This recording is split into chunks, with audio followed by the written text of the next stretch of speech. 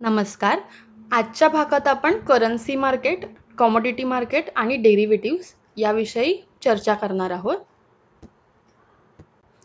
हे मार्केट काय आहे, ह्याच्यामध्ये कशा प्रकारची ट्रेडिंग केली जाते, हे सर्व आज आपण पाहणार आहोत.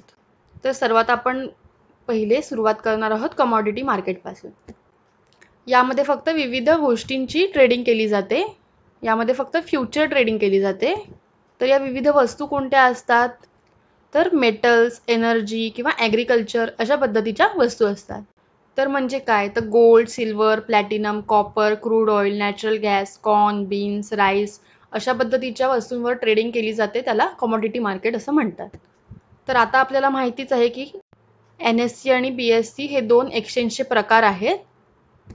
पण कमोडिटी मार्केटमध्ये MCX आणि NCDEX असे दोन एक्सचेंज असतात. तर MCX म्हणजे मल्टी कमोडिटी एक्सचेंज आणि NCDEX म्हणजे national commodity and derivatives exchange. तर हे दोन एक्सचेंज असतात कमोडिटी मार्केटमध्ये.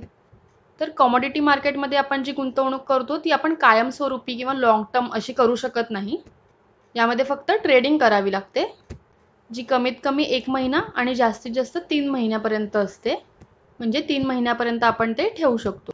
आता नॉर्मल शेअर मार्केटमध्ये आपण काय करतो? एखादा शेअर विकत घेतो किंवा आपल्याला हवे तेवढे शेअर विकत घेता येतात. पण कमोडिटी मार्केटमध्ये तुम्हाला लॉटमध्ये खरेदी करावी लागते.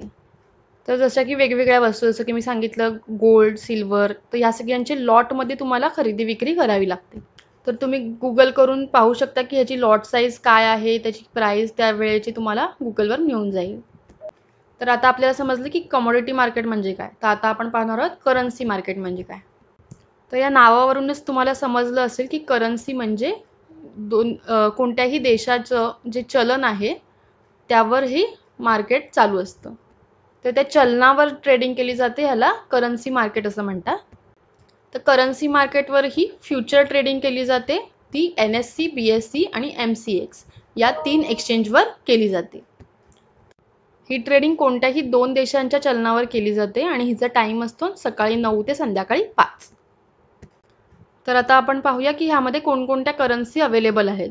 तर फर्स्ट आहे डॉलर, युरोपचा युरो, यान जी जॅपनीज करन्सी आहे, त्यानंतर GBP जी ग्रेट ब्रिटनची करन्सी आहे आणि आपला रुपया INR.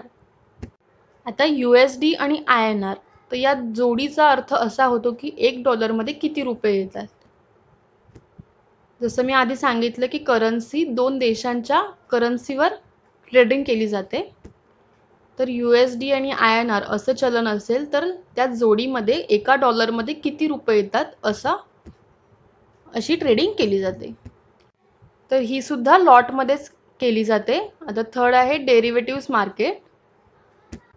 डेरिव्हेटिव्ह्ज म्हणजे ज्याची किंमत दुसऱ्या एका गोष्टीवर अवलंबून असते. तर आपलं नॉर्मल मार्केट जे आहे इक्विटी मार्केट, तर ह्यापासूनच डेरिव्हेटिव्ह मार्केट बनलेलं असतं. तर डेरिव्हेटिव्ह मार्केटचे 2 प्रकार पडतात जे आपल्याला माहितीच आहेत, फ्युचर अँड ऑप्शन्स. तर फ्युचर अँड ऑप्शन्समध्ये काय असतं, आपण निफ्टी किंवा बँक निफ्टी ह्याच्यावर ट्रेडिंग केली जाते. तर हे कसं ते आता आपण पुढच्या भागात पाहणार आहोत. हा थोडा वेगळा टॉपिक पडतो, यामुळे मी ह्याचा सेपरेट व्हिडिओ बनवणार आहे. तर तुमचा आजचा होमवर्क आहे कमोडिटी आणि करन्सी मार्केटमध्ये काय काय येतं, म्हणजे आता जे करंट रेट आहेत ते काय चालू आहे हे जाणून घेणे. थँक्यू.